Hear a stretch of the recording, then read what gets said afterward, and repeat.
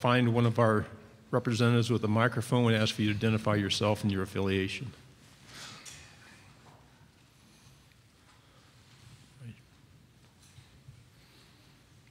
Hey, Kelly. Hey, Kelly. Jason Marks at 730 The Ump in Huntsville. I wanted to ask you, once you entered the transfer portal, how fast was it before the first coach contacted you, and who was it, and why did you choose Missouri? Man. Like, literally right when I transferred, put myself in the portal, and then, the coaches could contact me. Missouri was the first school that contacted me, just like text me, just let me know who they are, and, just want to get on the phone with me.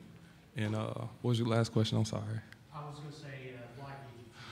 Oh, man, it was a crazy process. When I went out there on a visit, I just pretty much fell in love with everything that they had to offer, and for me within that last year, because the biggest thing for me, I was like, okay, I have 1 year to get it right. I can't have any slip-ups, and then they knew it, and then, just pretty much just telling me, how Drew had the success he had within a year, where he put himself in a position to be where he wanted to be, this at the end of the year, and then look up his second-round draft pick. I was like, okay, that's a box check for me. How they can, grow me into, the quarterback that I want to be, being able to play at the next level. So that's been just the biggest thing, that, the box is just getting ready to be checked. Kelly, AJ Spur, 90.7 FM, Tuscaloosa. What do you think the biggest change is going to be for you going from the ACC to the SEC? As a quarterback, I don't feel like nothing's going to change for me. Like mindset-wise, I'm still have the same mindset, that I've had, since I got to college. Just taking one day at a time, just not looking too far ahead. Just focus on what I can focus on, and control what I can control, and just being great with my feet are. Joe Bombo, SB Nation Radio. How important were your parents in you making this decision and throughout the process? It was, man, I can't thank them enough. Cause like when I made the decision, it was a day before my birthday, so it was a birthday I'm always remember, and just having them to lean on, because right after I made it, I wasn't in a great spot mentally, and so just having my mom, my dad, to pour into me, uplift me, praying for me, and so just having that support from them. And then they told me, when I told them I was going to Missouri, it was 12 hours away from home, haven't really been out of South Carolina for a long time, so. It was great just to hear their reaction. Of course, I'm a mama's boy, of course, and she didn't really want me to go far, but at the end of the day, she says my decision, and she's going to be right there, throughout the whole journey. Hi, Kelly. Clint Schweitzer, Great American Sports Network. We saw you at the Mizzou football spring game. Fans kind of treated you like a rock star out there, man. What's the Mizzou fan base? How do you feel like that they've embraced you in your short time in Columbia? They welcomed me with open arms, from the day I announced to the day right here. And so, they've been great, to see the excitement that they have, for this school and the whole entire state. And, I just can't thank them enough as well, for, allowing me, just be here and then represent the school as well. Here. Jordan Campbell, Fox Sports Shoals. Kelly, what was your initial reaction when the sanctions were levied on Mizzou, given all that you have been through over the past 12 months? It was a weird day. I think I was in actually the facility. Then like all of a sudden, everyone was getting text messages about we having a team meeting that wasn't like planned or scheduled. It was like, don't go to class or don't go to tutoring. Make sure everyone's there. And so for me, I was like, somebody get fired? They ain't telling me about it. So I'm like, oh man. And so just sitting there and just hearing Coach Odom, deliver the message, because he didn't have to like go in depth with the details about everything that had went down. He just laid it out there for us, and he was like, he was open, like, if anybody want to leave, no one's gonna look at you any differently. You have the opportunity to stay here as well, but he said we're gonna try to appeal it, just see how it is. It's gonna be a process. Just hearing that, I was like, first and foremost, I don't want to leave. I don't want to go through that recruiting process over again. Now I already built a relationship within that little month or two with those guys. I was already, establishing myself, just working every day. So I was like, this is where I want to be. I made the decision, so I'm not going to, turn back on it now. Michael Braden from Saturday Down South. So obviously, I know you wanted to play with Coach Dooley. He helped Drew Lock quite a bit. You're ready for the NFL, so I'm just wondering, how has he helped your game already just through spring camp? Well, the pitch for me coming to Missouri, he saw what I did at Clemson. You know, he loved the things what he saw, you know, from a passer standpoint, and also what I can do with my legs, because, you know, I can make plays with my legs, being able to extend plays, but, you know, being where he was at with the Cowboys, you know, seeing Dak and seeing Tony, you know, having that experience within the Cowboys offense, you know, bringing it to Missouri, and you know, being able to, you know, put yourself in a position where, you know, he's gonna make plays for you where you're comfortable. You know, he's not gonna call anything where he's comfortable with it, but the quarterback's not comfortable. He's gonna cater to you. And, you know, just knowing that I have that in my pocket where I can go into a meeting room, I don't like this, I like this though, so let's do this, and he's gonna cater to you. So that's just been one of the biggest things that I liked about, you know, playing for him so far. Kelly, Joe Cook, WLTX. Kelly, just talk to me about the decision to transfer. How tough was it to make the decision to leave Clemson, and in any way, how did your experience just overall kind of prepare you for where you are now? It's life. That's why I look back on it. You know, it's tough in the moment, but I can't thank Clemson enough for the opportunity they gave me to play there, being a kid from South Carolina, you know, playing for his hometown state, and just shaping me into who I am today, like I said. So, you know, it was tough, but, you know, it's life. You know, that's how things are. You know, that's what I learned about it. It's adversity as well. It's not, you know, it's how you're going to respond to it, how you're going to get back up. But at the end of the day, you know, I can look back on it, I'm still smiling. I feel great spiritually, mentally, and physically.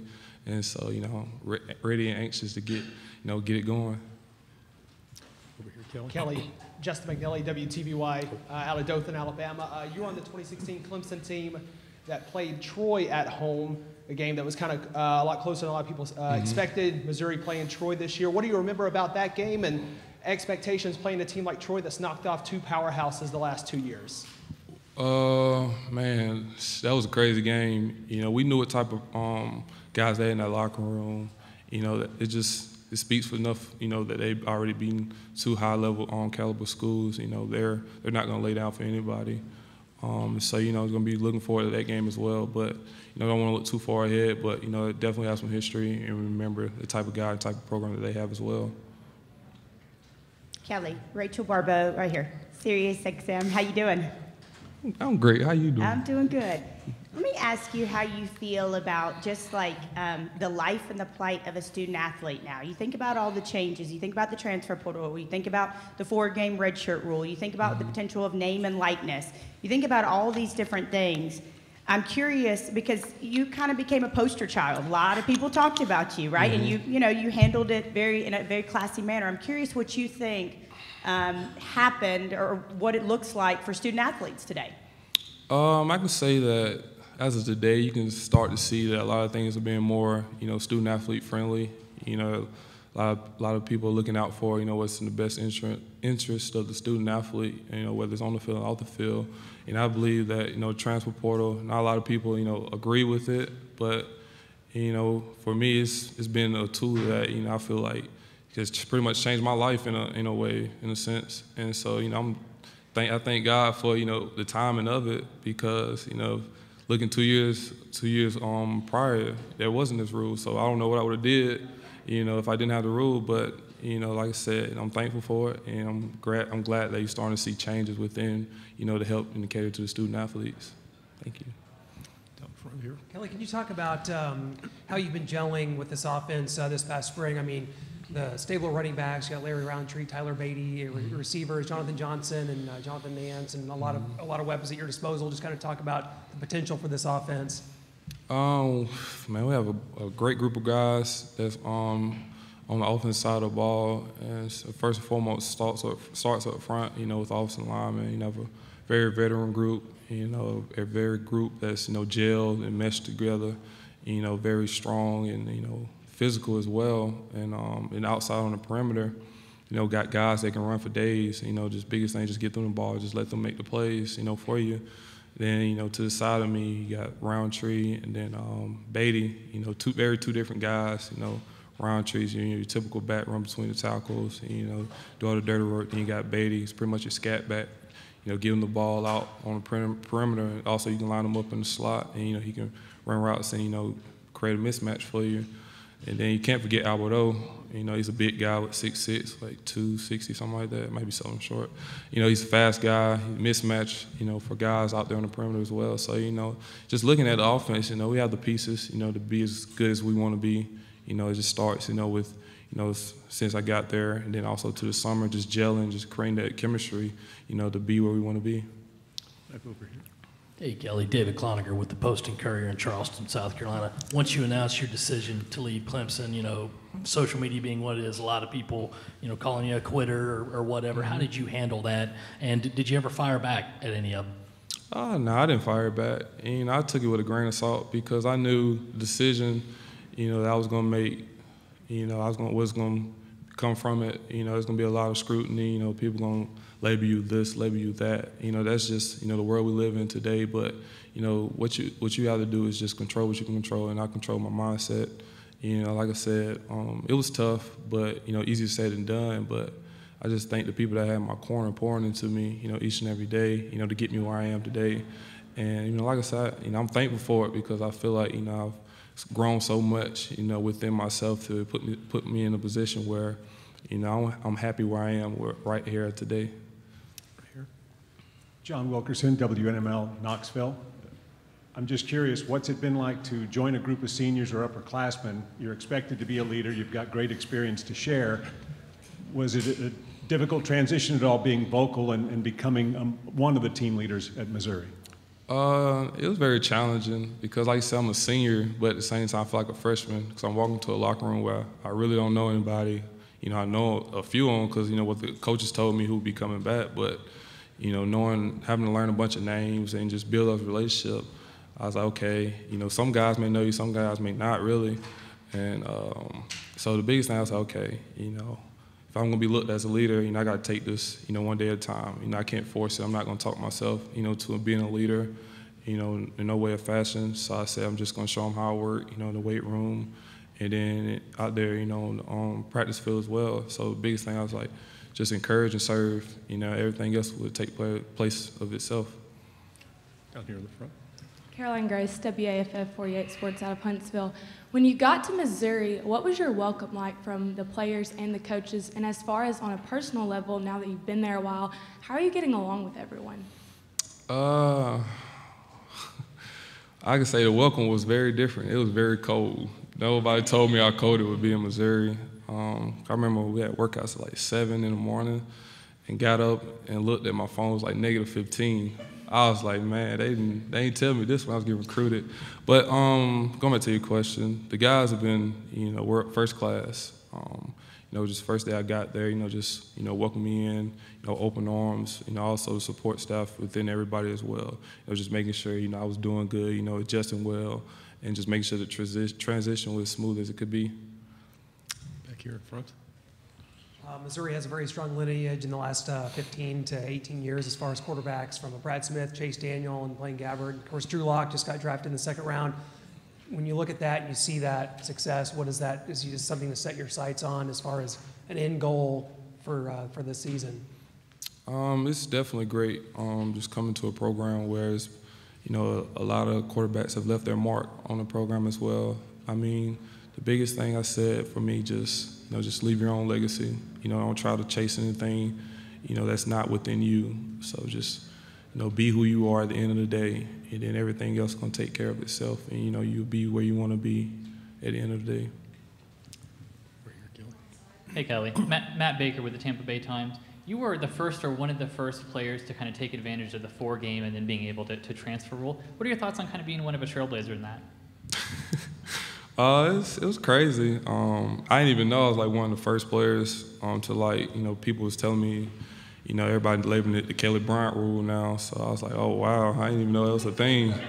I was like, I don't know if that's a good thing or a bad thing, but it was good to take advantage of it. Like I said, I'm thankful for it, at the time that it came, in place. Kelly, we know that Chad Morris recruited you hard going to Clemson, and they were after you to come to Arkansas. Right. How close were you to possibly making that commitment, and what changed your decision, or what was the biggest factor in the two teams? Definitely, we had a relationship, out of high school. He was the main guy that recruited me from Clemson, and then also having a chance, recruit me as well, to Arkansas. It was tough because, of course, everybody was like, okay, he's gonna go to Arkansas. That makes the most sense. He's being recruited by Coach Morris. It's the same offense as Clemson, maybe a little different as well, but I was like, the biggest thing I want to learn, I want to grow. That's like I said, being able to, get a little experience, before possibly, getting my chance at the NFL, so why won't I go learn a whole new offense, go challenge myself and see where I can, be when the time is done. So, that's what the biggest thing that drew me to Missouri. Kelly, Zach Taylor in College Station, Texas. Since coming to the SEC, what's your overall thoughts on the quarterback class that you're joining, and how does it compare to the ACC, you think? Oh, it's a great class, looking from across the board, all the guys that represent, the SEC at respective schools. So, it's good, to be up there, with those guys as well. And from the ACC, I feel like that's some of the best players over there as well. You got great guys at that position, that stack up with the top of the guys as well. So, I feel like both conferences have respectively good quarterbacks. Kelly, you talked about going to Missouri and Arkansas recruiting you. What about Auburn? When did they contact you, and what was said? Well, I think they weren't one of the first schools that contacted me. Cause it was probably a little bit maybe 3 or 4 weeks after I had announced, okay, because that's one of the schools I wanted to go to out of high school. And so, I took a visit there. But like I said, at the end of the day, some within me was just telling me, go to Missouri. I enjoyed my visit there at Auburn as well. Meshed well with Coach Malzahn. But, at the end of the day, I had 1 year to get it right. And I feel like, Missouri is the best position for me to be in. Yet another transfer question, sorry. Did you talk to any of the guys who were transferring as well? Did you talk to Justin Fields or Tate Martell? Can you recall? No, none of those guys.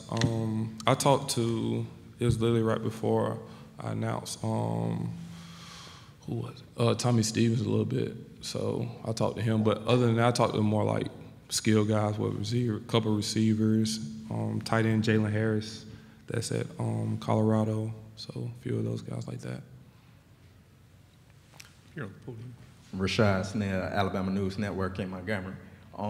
You transferred from Clemson after 4 games, and they went on to win the national championship. Have you talked to those guys on that team? Because, I know it's like a family, and how did that conversation go? Oh, definitely. I talk to them every day, to this day. We have a group message going, pretty much all the guys, a couple guys that's in the league now. It's just how the relationship we built, off, just the game of football. That's just how we always been, pretty much like you said, a family. It's true. And then I had a couple of my old teammates and roommates come up to my spring game. So it's, the connection and the relationship is still strong as it's ever been to this day, no matter where we are. Okay, thank you very much. Thank you.